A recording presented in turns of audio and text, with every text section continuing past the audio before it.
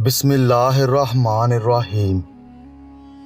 دو سگے بھائیوں کے بڑے بڑے زرعی فارم ساتھ ساتھ واقع تھے۔ دونوں 40 سال سے ایک دوسرے سے اتفاق سے رہ رہے تھے۔ اگر کسی کو اپنے کھیتوں کے لیے کسی مشینری یا کام کی زیادتی کی وجہ سے زرعی مزدوروں کی ضرورت پڑتی تو وہ بغیر پوچھے بلا جھجک ایک دوسرے کے وسائل استعمال کرتے تھے۔ لیکن ایک دن کرنا خدا کا یہ ہوا کہ ان میں کسی بات پر اختلاف ہو گیا، اور کسی معمولی سی بات سے پیدا ہونے والا یہ اختلاف ایسا بڑھا کہ ان میں بول چال تک بند ہو گئی۔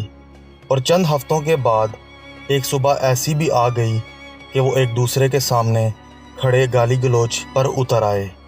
اور پھر چھوٹے بھائی نے غصے میں اپنی کرین نکالی اور شام تک اس نے دونوں گھروں کے درمیان ایک گہری اور لمبی نہر کھود کر اس میں دریا کا پانی چھوڑ دیا۔ اگلے ہی دن ایک ترکھان کا وہاں سے گزر ہوا تو بڑے بھائی نے اسے آواز دے کر اپنے گھر بلایا اور کہا کہ وہ سامنے والا فارم ہاؤس میرے بھائی کا ہے، جس سے آج کل میرا جھگڑا چل رہا ہے۔ اس نے کل بلڈوزر سے میرے اور اپنے گھروں کے درمیان جانے والے رستے پر ایک گہری نہر بنا کر اس میں پانی چھوڑ دیا ہے۔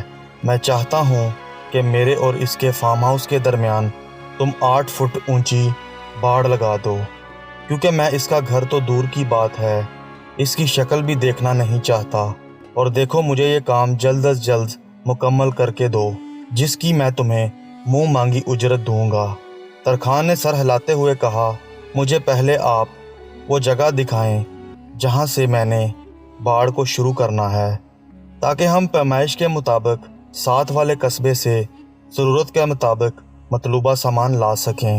موقع دیکھنے کے بعد ترکھان اور بڑا بھائی ساتھ واقع ایک بڑے قصبے میں گئے اور 3-4 متعلقہ مزدوروں کے علاوہ ایک بڑی پک اپ پر ضرورت کا تمام سامان لے کر آ گئے۔ ترکھان نے اسے کہا کہ اب آپ آرام کریں اور اپنا کام ہم پر چھوڑ دیں۔ ترکھان اپنے مزدوروں، کاریگروں سمیت سارا دن اور ساری رات کام کرتا رہا۔ صبح جب بڑے بھائی کی آنکھ کھلی تو یہ دیکھ کر اس کا منہ لٹک گیا کہ وہاں 8 فٹ تو کیا 1 انچ اونچی باڑ نام کی بھی کوئی چیز نہیں تھی۔ وہ قریب پہنچا تو یہ دیکھ کر اس کی آنکھیں پھٹی کی پھٹی رہ گئیں۔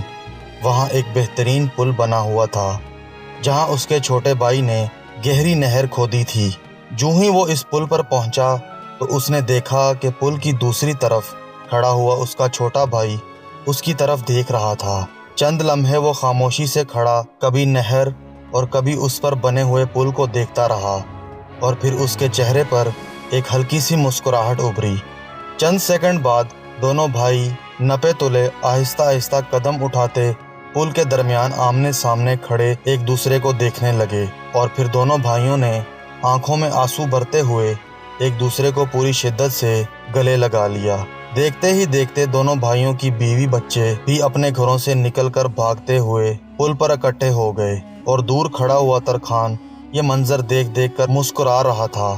بڑے بھائی کی نظر جوں ہی ترکھان کی طرف اٹھی جو اپنے اوزار پکڑے جانے کی تیاری کر رہا تھا، وہ بھاگ کر اس کے پاس پہنچا اور کہا وہ کچھ دن ہمارے پاس ٹھہر جائے۔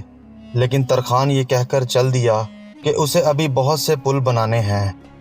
برائے مہربانی کوشش کریں کہ لوگوں کے درمیان پل بنائیں، دیواریں نہیں، اور اس پیغام کو زیادہ سے زیادہ لوگوں تک پہنچائیں، اور ہمارے چینل کو سبسکرائب کر لیں۔